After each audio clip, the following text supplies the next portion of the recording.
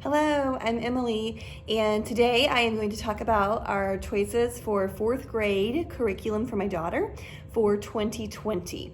If you follow me, you know that we use a wide variety of different curriculums. This is one of the great things about homeschooling. You can pick and choose which curriculums you feel are best for your children. And that's what we've done. I spent a lot of time initially researching, finding what I thought worked best. Some of this is what we used last year, and there are a few new things and a few changes that I will mention this year. The two things that aren't on here that I'm not sharing is that my daughter will be doing another class on OutSchool for writing. I highly recommend OutSchool. We did a class last spring for creative writing and it went really well. So we will be choosing another one of those this fall. And we will also be doing an introduction to Spanish. That's something that I'm kind of putting together myself. I'm going to use a lot of just free resources and YouTube videos to work with both of my children for just an introduction to Spanish. Once I feel like we've used a good introduction and the free resources, then I may actually look into buying a Spanish curriculum. But I really did not feel like for very beginner Spanish that you need to do that. There are so many things out there that are free to use. I will mention, because I know there are a lot of new homeschoolers this year, that we were homeschooling before COVID, and I don't always follow state standards and Common Core. So that's important to keep in mind, like if you think that you're just going to homeschool for a year and then go back to school. So you always want to look at your state requirements and the state recommendations or standards if your kids are going to be going back to public or private school next year. Okay, let's get started. So to start with language arts, we will be continuing with the good and the beautiful language arts. This is an open and go, all-in-one curriculum for language arts. I've mentioned before, and they talk about this on their website as well, their language arts curriculum in particular runs ahead. Some say a grade level, I say at least a half a grade level. Last year when she was in third grade was her first year of homeschooling, and so we chose to start with level 2 because there was things such as sentence diagramming and poetry and geography that she had not done. So I felt it was to our benefit to go back. So we are about a third of the way through this book. These are parent-led. Once you get to level 4, it is parent-independent and more student-led. So here you can see, here's a nice poetry lesson. Here is a geography lesson. We've really enjoyed the geography. There's lots of just beautiful paintings and literature in this book. Here you can see possessive nouns, so you have your grammar. This is a wonderful curriculum. We really like it. We do not use the spelling in this. When my daughter started homeschooling, we really struggled with spelling, and I chose to start her all the way in level 1 on All About Spelling, just to go back and learn some basics and some spelling rules. So she finished that level in about a couple months, and so then we started level 2, and she's almost through this book as well, and so we will start with and continue on with All About Spelling level 3.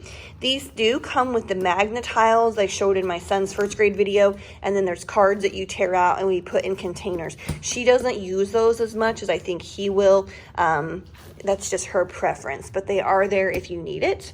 And then lastly, handwriting. So last year she started with cursive, and we used the curriculum Handwriting Without Tears.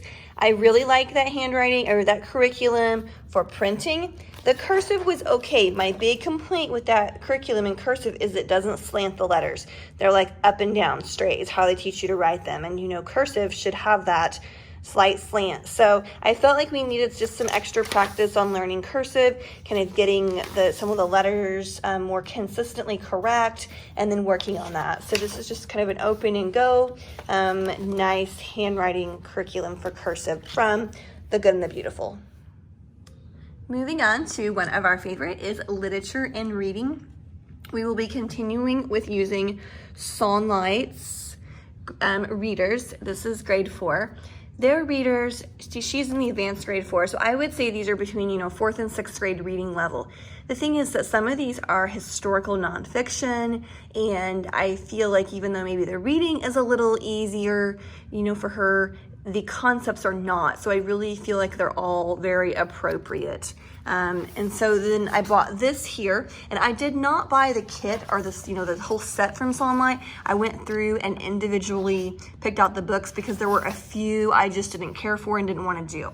So what you do is, these are with each book. So there are things such as little notes to mention after she reads, and then discussion questions that I can ask her. Sometimes there's vocabulary. So this is really nice to have just to kind of lead me with the discussion because I'm not reading the book. So, this is nice for me to be able to have her to ask questions. So I highly recommend Sonlight, and these are the books we're using this year. Okay, moving on to math, very quick, simple. We're continuing with Matthew C. We did Matthew C last year. This year will be in Delta. So here's the instruction manual. This all comes as a set. I really didn't need this that much.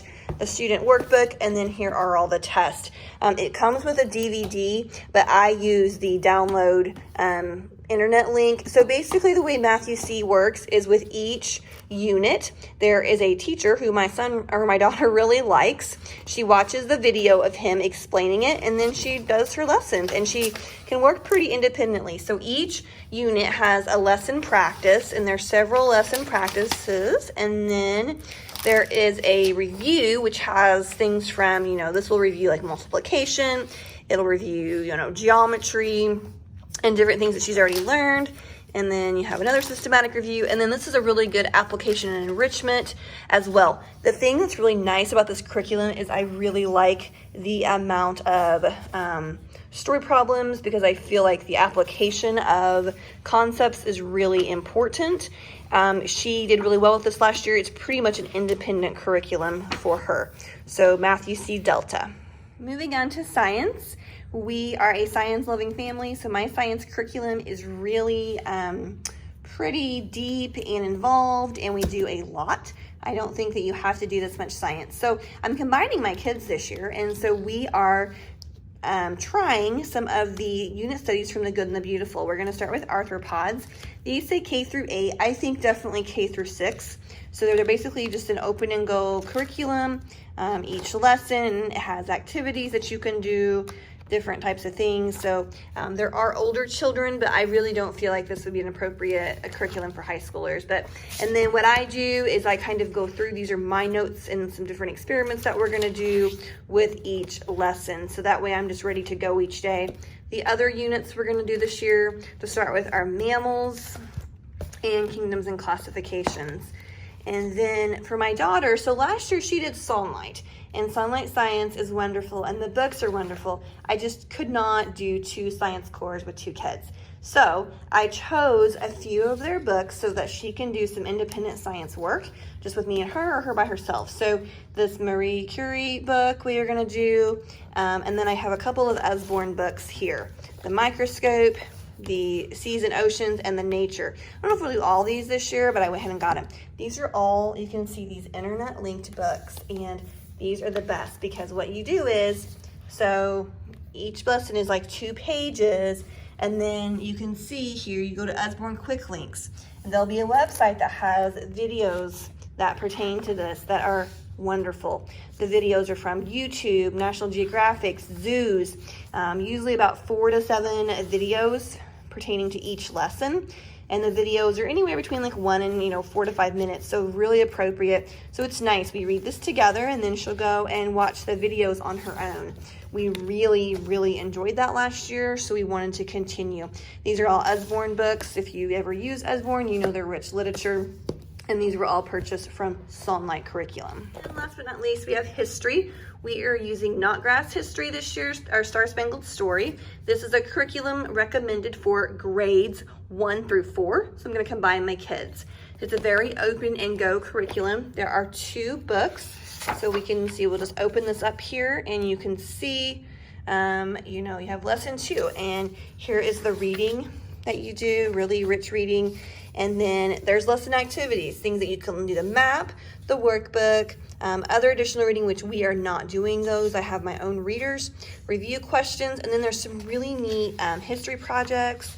For example, making your own pottery. They're gonna love that. I mean, look at this. My kids are gonna just love doing this, making pottery.